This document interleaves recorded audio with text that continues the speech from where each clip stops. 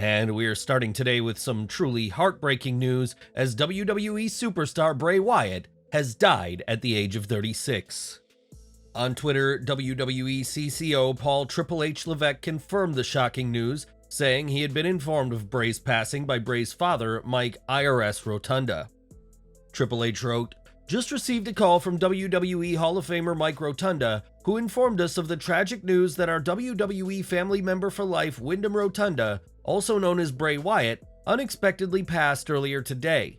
Our thoughts are with his family, and we ask that everyone respect their privacy at this time."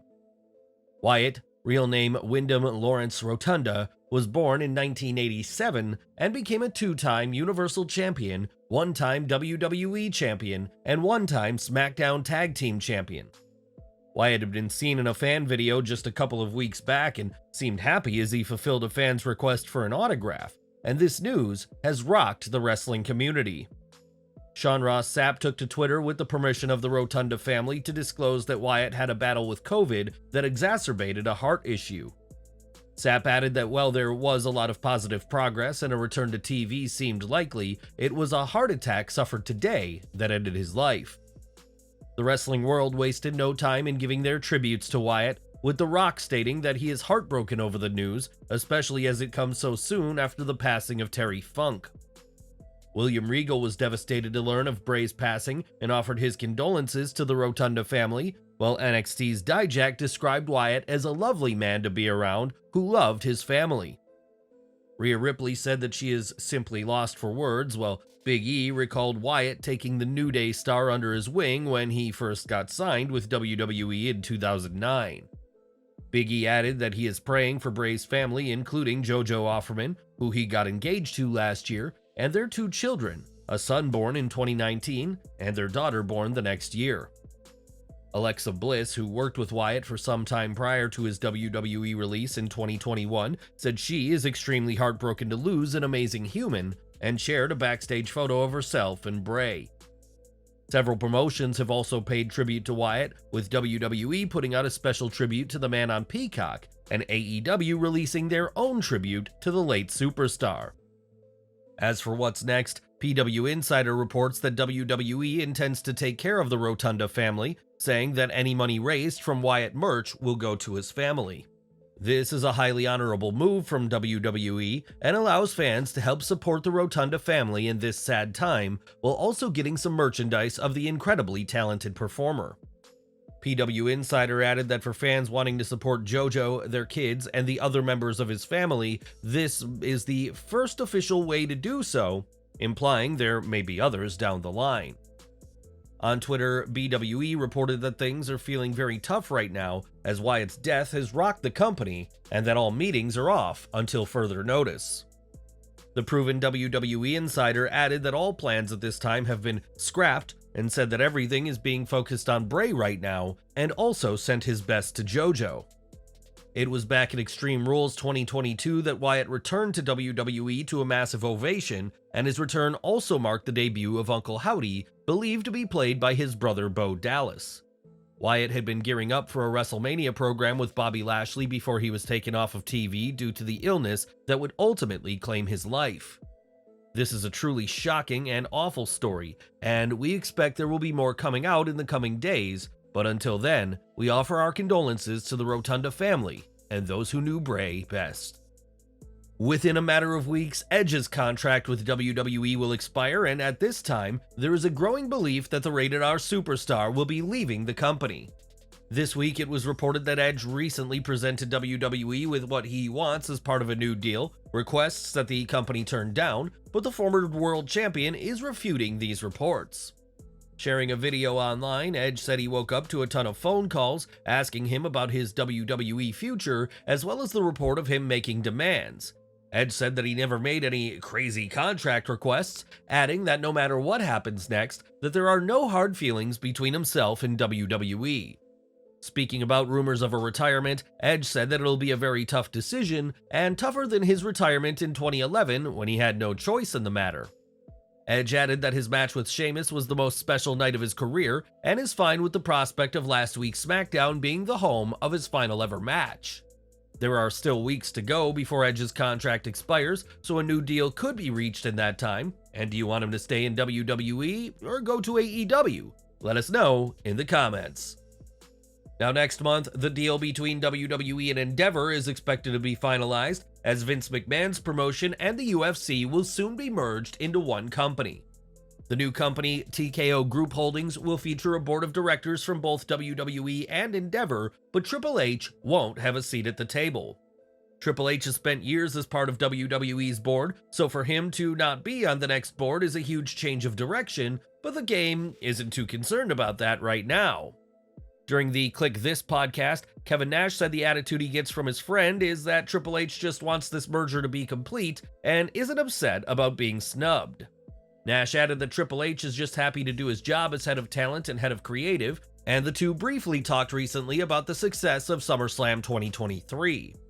Within weeks, the era of the McMahons being in control of WWE will end, and while this change is huge, Triple H isn't losing any sleep about not being on the board of directors.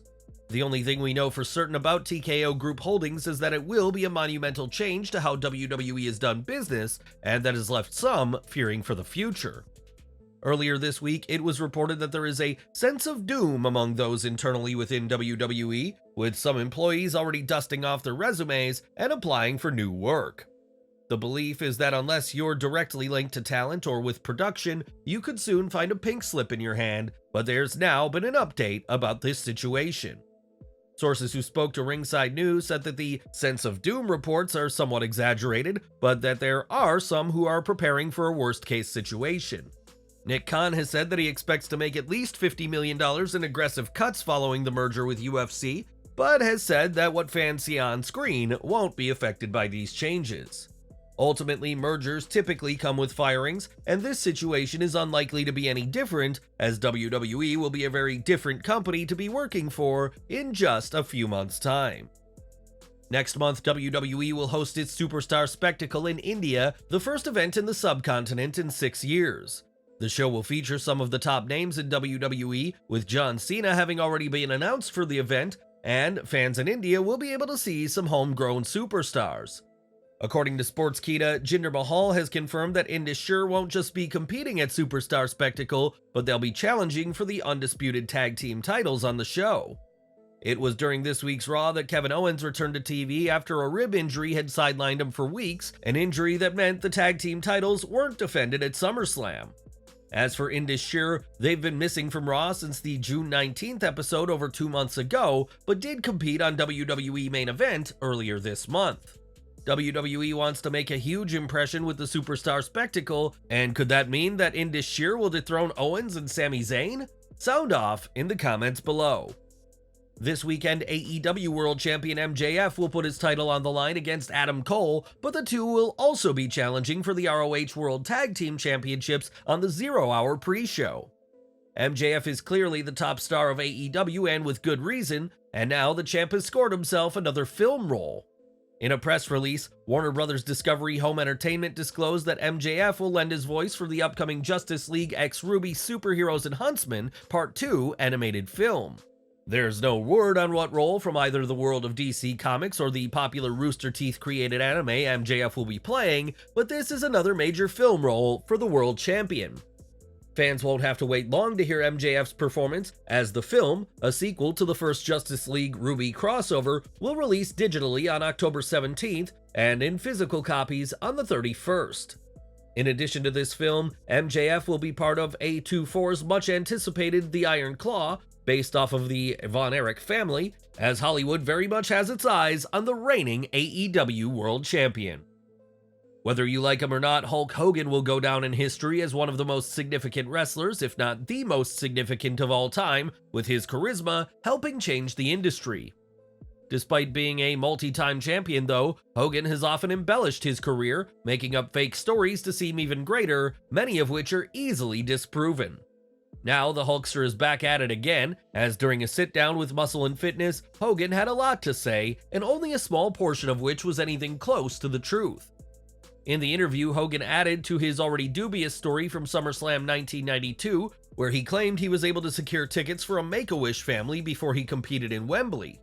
Anyone who's seen SummerSlam 92 will know that Hogan didn't wrestle, and in the updated version, Hogan said that there were many Make-A-Wish kids at the show, and one died at the event.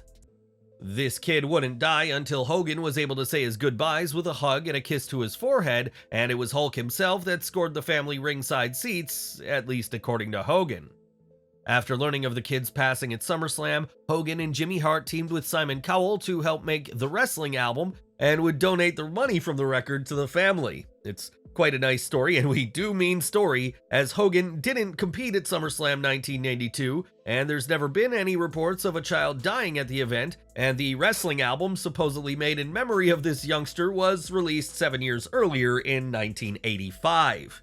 As to why the legendary Hogan needs to add fake stories to his epic career, no one but him will ever know, but even out of the ring, the Hulkster has proven to be quite a storyteller in recent years.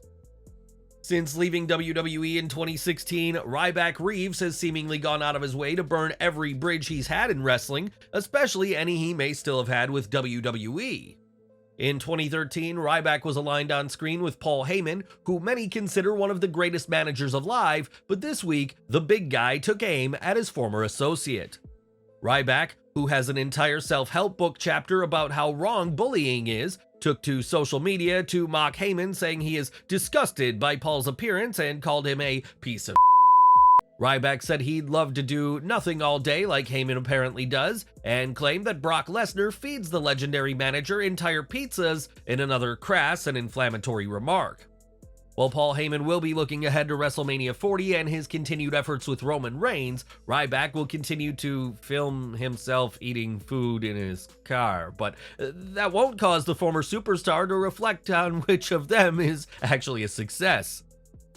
Last year, Pat McAfee stepped away from the SmackDown commentary table to work with ESPN, and since then has only made appearances at the Royal Rumble and WrestleMania 39. Despite initial reports that Pat's hiatus would be merely temporary, many don't believe that to be the case anymore, and this week, the popular broadcaster disclosed what exactly is going on. Speaking on his Instagram stories, Pat was asked about a WWE return and said that time constraints have been preventing him from making a comeback. McAfee added that he has a whole team of employees who are trying to make lives for themselves, and he can't just jeopardize everything they're working towards by making a full-time return to WWE. Pat made it clear that he misses being with WWE and misses it every day, and even back in the NFL, he was jealous of anyone who was able to go do indie wrestling appearances, as he wasn't allowed. The popular broadcaster said he's sure he and WWE will be able to make something work down the line, but for the time being, don't expect Pat to be coming to a WWE event in your town anytime soon. When Nick Aldis left Impact Wrestling earlier this year, it was reported that WWE had their eyes on him, but wanted Aldis as a producer rather than a wrestler. Recently, Aldis has been backstage in WWE shadowing some of the long-term producers and trying his own producing skills, and it appears his tryout was a success. When Mickie James was asked by Muscle Man Malcolm about her favorite producers in wrestling, she named her husband, adding that he's going to make an incredible producer for the company. While it hasn't been confirmed yet, James's comment certainly implies Aldis has got the job, and would you keep Aldis solely backstage, or do you want to see him in a WWE ring? And we're ending with Dominik Mysterio, who has had an incredible run with WWE over the past year, ever since he aligned himself as part of the Judgment Day. The reigning North American champion often gets the loudest responses from fans, and is often found in the highest rated segments, and expect this trend to continue for years to come. That's at least according to Edge, who, when speaking on the bump, said he believes that 25 years from now, Dominik may be receiving the same legendary treatment Edge is enjoying right now. It's certainly quite the claim from Edge, whose legendary career has been celebrated at length in recent weeks, including his own custom championship marking 25 years as part of WWE. As to whether Dominik will get the same treatment years from now, time will tell, but Edge certainly has high hopes for the young man who low-blowed him back at Clash at the Castle.